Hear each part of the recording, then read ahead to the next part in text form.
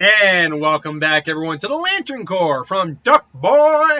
We have I don't know why I'm saying it that way, but I'm going to go Duck Boy. We have, what is Moon Knight's Lantern Corp?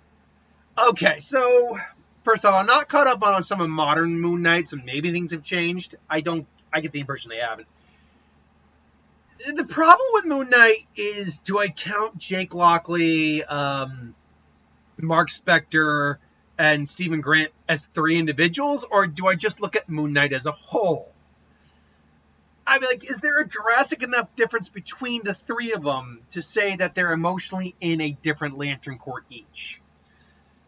Jake Locklear, definitely you can make that argument. In fact, if I'm going to go right on the limb right now, if we're just looking at Jake Locklear, he's probably a Rage Lantern. He is the loose cannon of the three of them. But I think it's difficult to say. Okay, let's really look at this.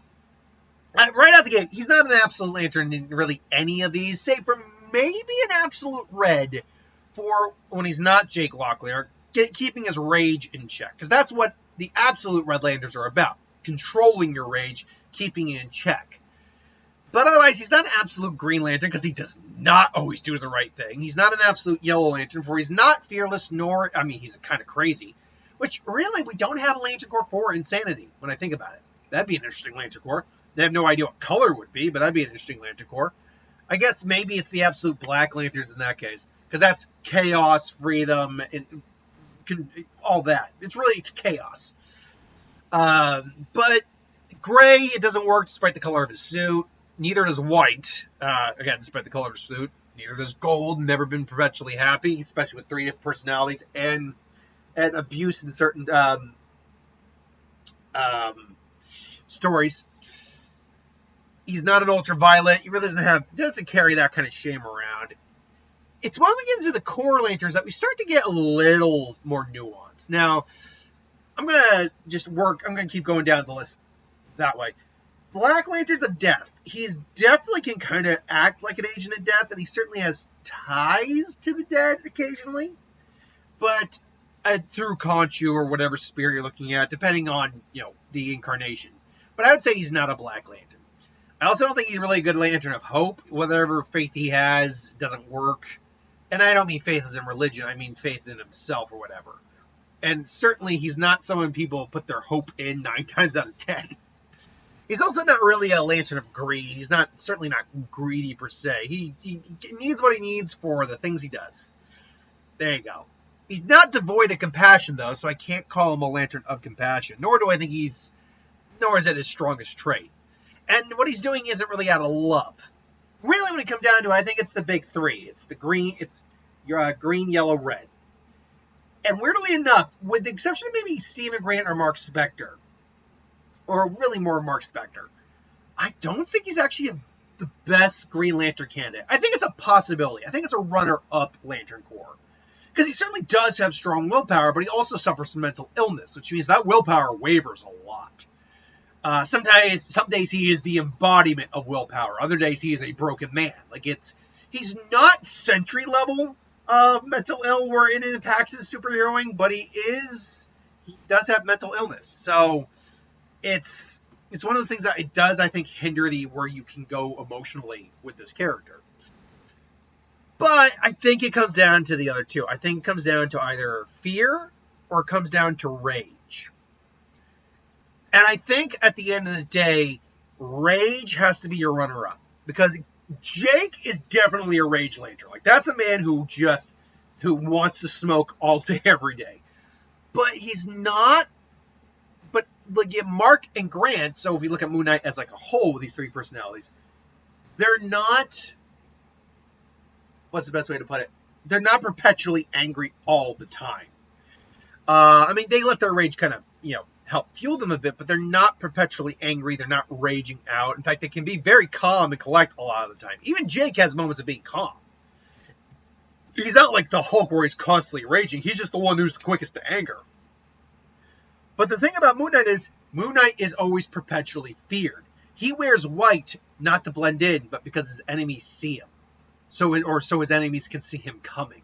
This is a man who is not afraid to be seen and wants you to know he's there. This is a man who says Dracula owes him $5.